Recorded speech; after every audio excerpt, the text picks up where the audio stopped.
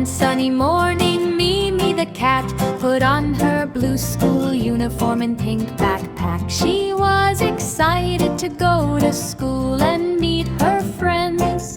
Mimi carefully crossed the street and ran happily to school.